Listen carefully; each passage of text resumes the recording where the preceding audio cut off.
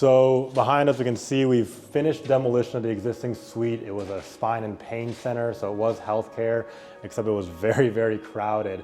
We had a 6'8" ceiling to deal with, some crowded corridors, and a lot of existing overhead MEP, as you can see above us. Some of it's still remaining. These copper lines are serving the HVAC for all the suites, not just ours. So we're trying to work with the building engineer, see what we can retain, see what we can get rid of, to clear up the space as much as we can, because wall studs are up. And as you can see, dealing with a 9-foot concrete deck above us and trying to squeeze in all the new conduits, HVAC ducts, VAVs, and plumbing while keeping the existing building infrastructure serving the other suites. It's a bit of a challenge that we've had to deal with, but thankfully now that the space is cleared up, it's a lot easier to coordinate.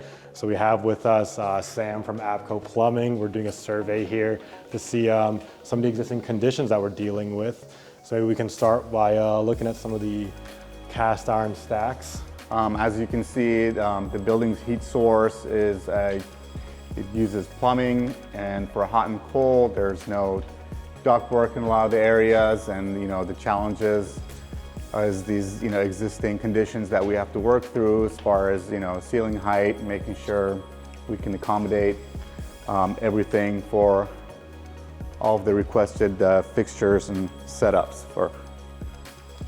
And you were mentioning, yeah, with the existing drains that we're dealing with not looking like they're in the best condition here.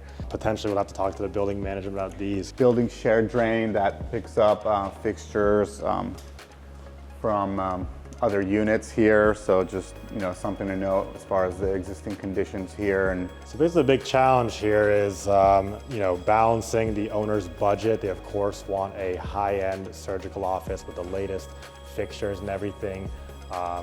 Trying to work with the building to see what allowance they have to replace anything that's shared with other suites, like copper lines, drains that might not be in the best condition, and potentially changing the main trunk lines that also serve the other suites. So we got to rip a lot of it out.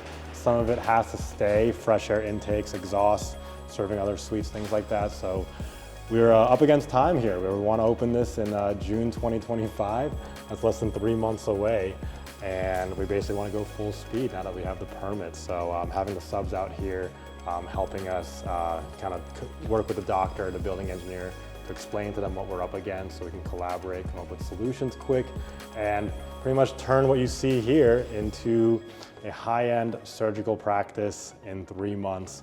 Absolutely. With high-end finishes, modern fixtures, everything. Yeah, it takes a whole crew of different trades to really be professional, work together to, get it done and get it done to the quality standards, that we adhere to. Yeah, today is just plumbing. We're gonna have to do the same thing with the electrician. You can see their existing panels over there.